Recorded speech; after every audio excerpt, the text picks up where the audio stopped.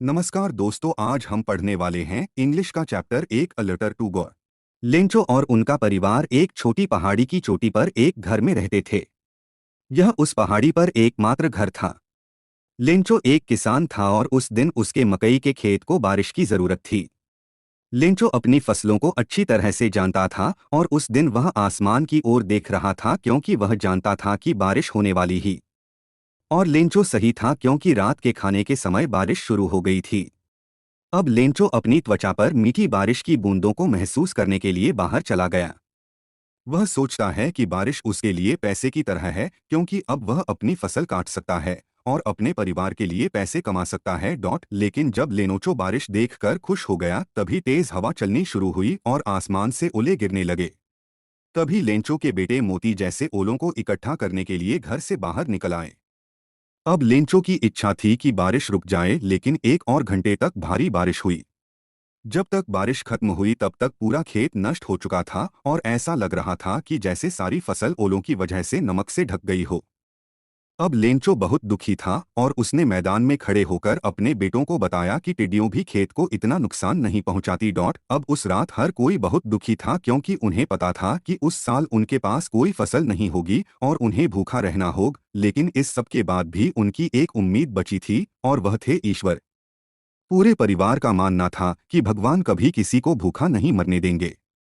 Lencho जानता था कि भगवान सब कुछ देखता है और उन्हें पता है कि हर किसी के दिमाग में क्या है। लेंचो भगवान को एक पत्र लिखता है। भले ही वह एक किसान था लेकिन लेंचो लिखना जानता था। अगले रविवार की सुबह उसने भगवान को एक पत्र लिखना शुरू किया। इस पत्र में उसने भगवान से वर्णन किया कि उसके खेत में क्या हुआ था और अगर उसे कुछ पैसे नहीं मिले तो उसके परिवार को कैसी परेशानियां आएंगी। वह भगवान से 100 पेसोस भी मांगता है ताकि वह अपने खेत को फिर से बो सके और फसल आने तक जी सके। अब उसने डाकघर में जाकर पत्र पर एक मोहर लगा दी और इसे मिलबॉक्स में गिरा दिया। डाकघर में एक डाकिया पोस्टमास्टर के पास गया और उसे भगवान को संबोधित यह पत्र दिखाया। डाकिया जोर से हंस रहा था क्योंकि उसने आज तक ऐसा कुछ नहीं देखा था। पोस्टमास्टर एक मोटा, मिलनसार और सुखद इंसान था। इस पत्र को देखने के बाद वह भी हंसने लगा, लेकिन वह तुरंत रुक गया और सोचने लगा कि इस आदमी को भगवान पर इतना विश्वास है कि वह उन्हें एक पत्र भेज रहा है।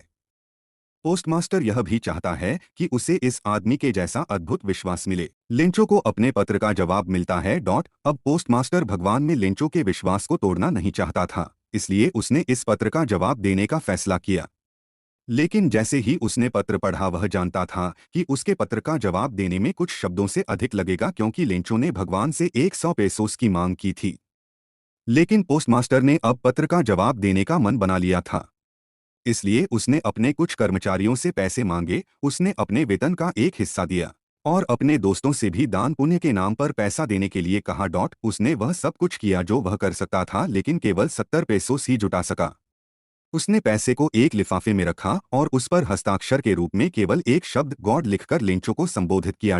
अगले रविवार लेंचो ने डाकघर जाकर पूछा कि क्या उसके लिए कोई पत्र आया है। पोस्टमैन ने खुद उसे पत्र सौंपा, जबकि पोस्टमास्टर अपने कार्यालय से देख रहे थे। पोस्टमास्टर बहुत अच्छा महसूस कर रहा था क्योंकि वह जानता था कि उसने एक महान कार्य किया है। अब पोस्टमास्टर सोच रहे थे कि पैसा पाने वाला आदमी आभारी और अति प्रसन्न होगा। लेकिन वह हैरान हो गया जब लेंचो ने लिफाफा खोला तो वह बिल्कुल भी आश्चर्यचकित नहीं हुआ। और जब वह पैसे गिनने लगा तो उसे गुस्सा आने लगा क्योंकि उसे लिफाफे में केवल 70 पेसोस मिले और उसे पता था कि भगवान गलती नहीं कर सकते। अब लेंचो ने भगवान को एक और पत्र लिखने के लिए कुछ कागज और स्याही उठाई। पत्र पूरा करने के बाद उसने इसे मेलबॉक्स में गिरा दिया। अब पोस्टमास्टर ने जाकर पत्र खोला। पत्र में लेंचो ने बाकी पैसे भगवान से मांगे। इसके अलावा उसने बाकी बचे पैसे को डाक से न भेजने के लिए कहा क्योंकि उसके अनुसार डाकघर के कर्मचारी ठगों का एक समूह थे।